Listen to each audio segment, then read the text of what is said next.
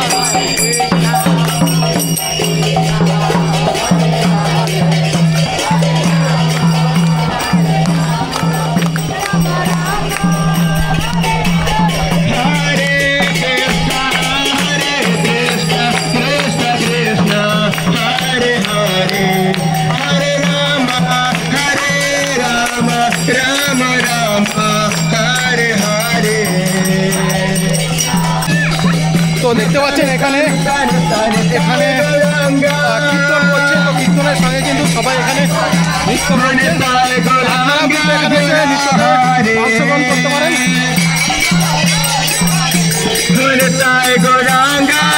हरे कृष्ण कृष्ण कृष्ण हरे हरे हरे राम राम राम हरे हरे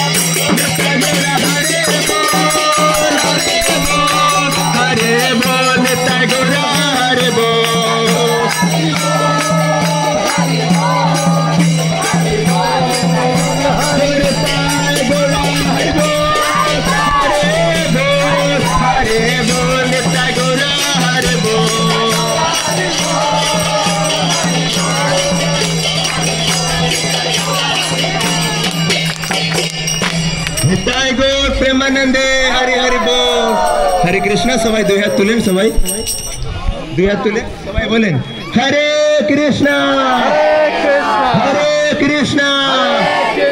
कृष्णा कृष्णा हरे हरे हरे रामा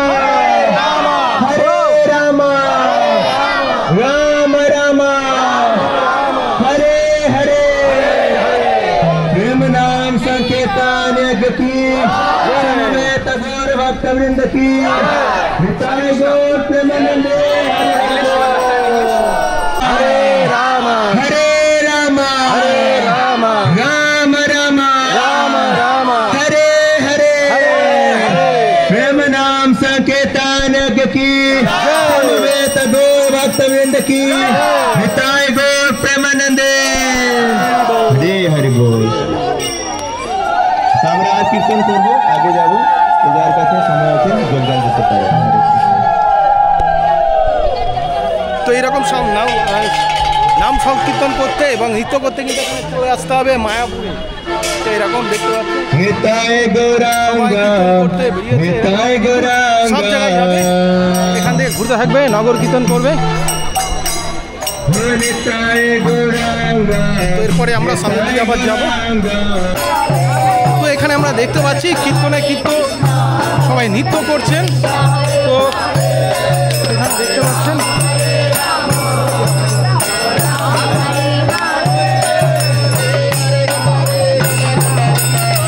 ভাই একবার ধন্যবাদ, এই যে আমি কীর্তনে ডান্স করবো।